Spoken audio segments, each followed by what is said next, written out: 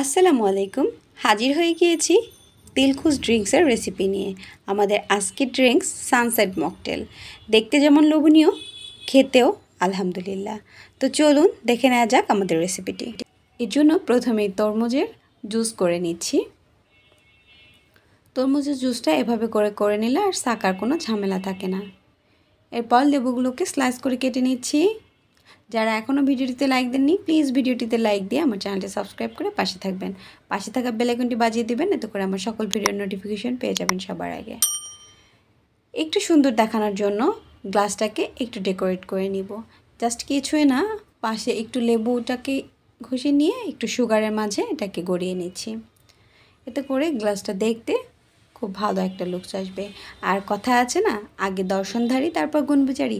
দেখতে যদি সুন্দর না হয় তাহলে খেতেও কিন্তু অতটা আকর্ষণীয় লাগে না। সো গ্লাসটাকে আকর্ষণীয় করতে, প্রেজেন্টেশনকে আকর্ষণীয় করে তোলার জন্যই আমাদের আজকের এই প্রচেষ্টা। তো চলে এসেছি ড্রিঙ্কস সার্ভ করতে। গ্লাসে দিয়ে দিচ্ছি পুদিনা পাতা 2-3 পিস, 2 স্লাইস লেবু। এরপর এটাকে একটু রস বের করে নিতে হবে। লেবুটাকে একটু চেপে জুস করে নিচ্ছি। আর খুব বেশি চাপাচাপি করা যাবে না, তাহলে কিন্তু লেবুটা তেতো হয়ে যাবে। তো এভাবে করে আলতো একটু চেপে লেবুর জুসটাকে বের করে নিয়ে আমরা এখানে দিয়ে দিব কিছু আইস কিউব। আর ড্রিঙ্কসে আইস কিউব না হলে কিন্তু ড্রিঙ্কসই জমে না। আর যে গরম পড়তে শুরু করেছে এই সময় আইস দিয়ে ঠান্ডা ঠান্ডা ড্রিঙ্কস জাস্ট ওয়াও। এরপর এখানে দিয়ে দিচ্ছি আমি অরেঞ্জ জুস। এটা ফ্রেশ অরেঞ্জ জুস, আমি আগে থেকে বের করে রেখেছিলাম। এবার দিয়ে দিচ্ছি 7 আপ। আপনারা এখানে 7 আপ, স্প্রাইট, যে কোনো হোয়াইট ড্রিঙ্কসটা ইউজ করতে পারবেন।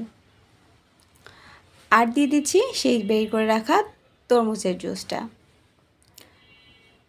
আর এই জুসটা ঢালার সময় একটু সাবধানে ঢালতে হবে, যাতে করে এটা আর কি খুবভাবে মিক্স না হয়ে যায়। এটা একটু লেয়ার লেয়ার হয়ে থাকবে আর দেখতে সানসেটের মতো লাগবে।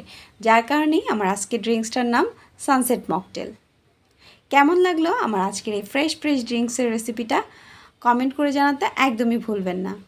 আপনাদেরকেও রিকোয়েস্ট করব একবার হলো বাসায় তৈরি করবেন। এটা দেখেই সবাই ফিদা হয়ে যাবে। জাস্ট দেখতে এতটা লোভনীয় আর খেতে তো মাশাআল্লাহ আলহামদুলিল্লাহ ভীষণ রিফ্রেশিং একটি ড্রিঙ্কসের রেসিপি শেয়ার করলাম। সবাই পরিবারের জন্য তৈরি করবেন। কমেন্ট করে জানাতে একদমই ভুলবেন না কেমন লাগলো আমার এই ড্রিঙ্কসের রেসিপি।